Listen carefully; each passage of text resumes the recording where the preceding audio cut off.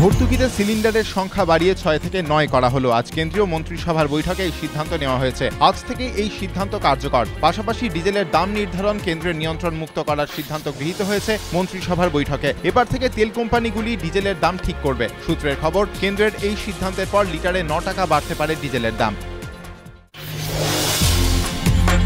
সুর নরম পাকিস্তানের। ভারতকে যুদ্ধবাজ বলার কয়েক ঘন্টার মধ্যেই সুর নরম করলেন পাক বিদেশমন্ত্রী হিনা রব্বানী খান। গত কয়েকদিন ধরে ভারত পাক সীমান্তে চলা উত্তেজনায় ইতি টানতে বিদেশমন্ত্রী সলমান খুরশিদকে আলোচনায় বসার প্রস্তাব দিলেন পাক বিদেশমন্ত্রী। পাক সেনার হাতে 2 ভারতীয় জওয়ানের মৃত্যু ও অস্ত্রবিরতি চুক্তি লঙ্ঘন করাকে কেন্দ্র করে কয়েকদিন ধরেই দুদেশের মধ্যে সম্পর্ক তলানিতে ঠেকেছে। এদিকে পাকিস্তানকে নিয়ে কড়া মনোভাবই বজায় রাখছে নয়াদিল্লি। কেন্দ্রীয় তথ্য সম্প্রচার মন্ত্রী মনীষ তিওয়ারি বলেন, পাকিস্তান আগে তাদের দোষ স্বীকার করে নিক, দোষীদের শাস্তি দেওয়ার ব্যবস্থা করুক, তারপরেই পাকিস্তানের প্রস্তাব নিয়ে আলোচনা হতে পারে বলে ইঙ্গিত দিয়েছেন তিনি। এদিকে রাষ্ট্রপুঞ্জের এক বৈঠকে পাকিস্তানের নাম না করে সীমান্তে পাক সন্ত্রাসের কথা তোলে ভারত। এরপরই দুদেশের সেনা অধিকর্তাদের মধ্যে বৈঠকের পর রাতে পাকিস্তান তার সেনাবাহিনীকে সংযত থাকতে নির্দেশ দিয়েছে বলে খবর।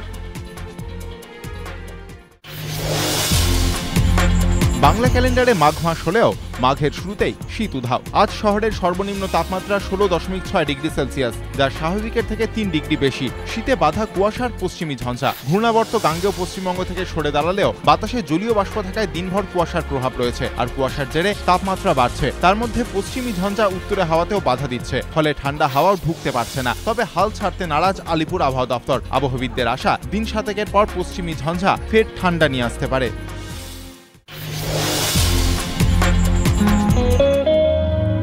সাউথ সিটি 5 বছর আগে আত্মপ্রকাশ, তারপর ধীরে ধীরে জেন এক্স বাঙালির আলটিমেট ডেস্টিনেশন এই মল। আড্ডা আর বাঙালি একে অপরের পরিপূরক। ঠিক তেমনই গত 5 বছরের বাঙালির আড্ডার পরিপূরক হয়ে উঠেছে সাউথ সিটি। খাওয়া দাওয়া, কেনাকাটা আর সিনেমা তো রয়েছেই।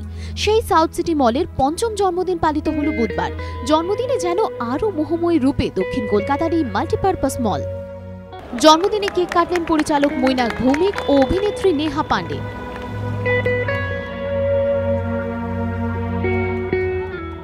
সকাল থেকে বিভিন্ন অনুষ্ঠান।